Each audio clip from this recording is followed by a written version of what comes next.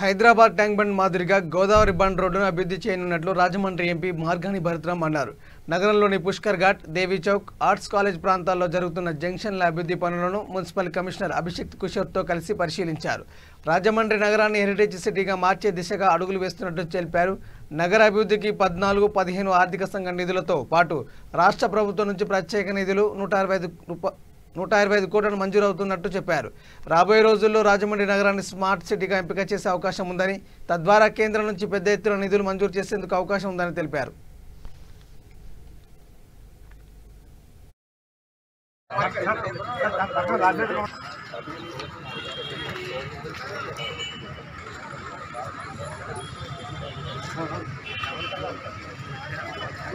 Natural granite stone ఉంది కదా sir, మనం అక్కడ చూసింది అటువంటి ఒక శివలింగం వాటర్ కూడా జస్ట్ శివలింగం మీద పడుతుంది. అలా కాకుండా ప్రీమియర్ అని చెప్పి రెండు ఫౌంటైన్స్ కూడా మనకు అప్డేటెడ్ మనకి దీనికి ఇప్పుడు మనకి స్టేజ్ కూడా అంత హైట్ ఉండేదానికి లేదు, జస్ట్ ఒక 2-3 ఫీట్.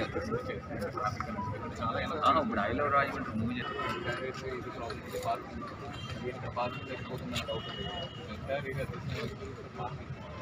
అది జస్ట్ మనం కొంచెం సూపర్ కన్స్ట్రక్షన్స్తో రెగ్యులేట్ చేస్తాం.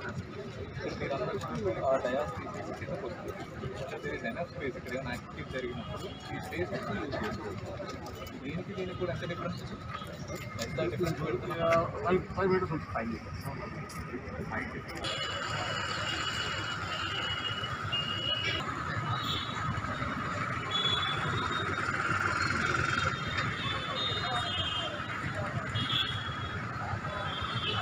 రాజమహేంద్రవరంలో మున్సిపల్ కమిషనర్ గారు అభిషేక్ కిషోర్ గారితో పాటు నగరంలో జరిగే అభివృద్ధి కార్యక్రమాలకి ఎట్లా జరుగుతున్నాయి అనేది ఇన్స్పెక్ట్ చేయడానికి రావడం జరిగింది.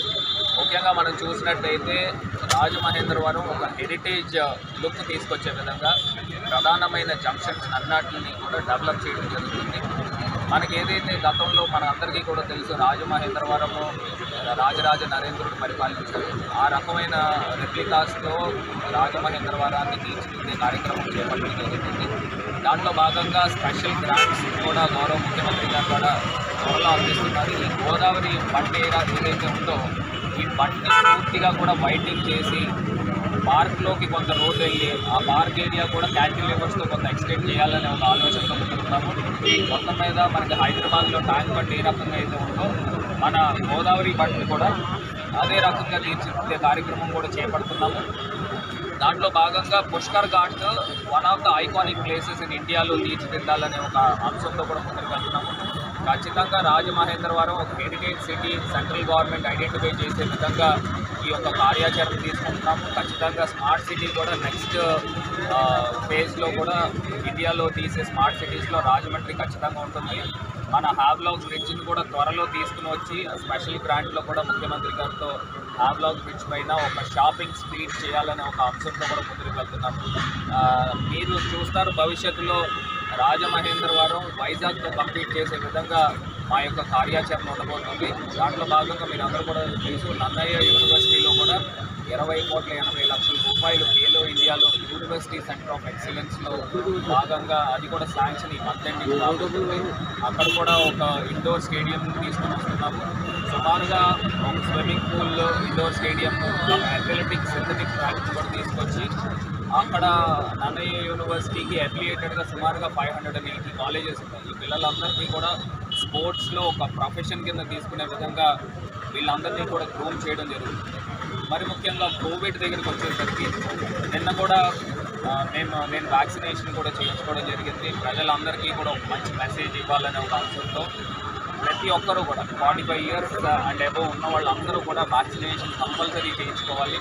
ఫస్ట్ ఫేజ్లో, సెకండ్ ఫేజ్లో కూడా పిల్లలందరికీ కూడా వ్యాక్సినేషన్ ఇప్పించే కార్యక్రమం కూడా చేపడతాము. ముఖ్యంగా మాస్క్, హ్యాండ్ శానిటైజర్లు, అదేవిధంగా సోషల్ డిస్టెన్సింగ్, ఈ 3 కూడా ప్రధానమైన అంశాలు. ప్రజలందరూ కూడా ఎప్పుడూ కూడా మర్చిపోకుండా అప్రమత్తంగా ఉండాలని అందరికీ కూడా రిక్వెస్ట్ చేస్తున్నాము. ముఖ్యంగా ఏదైతే ఈ యొక్క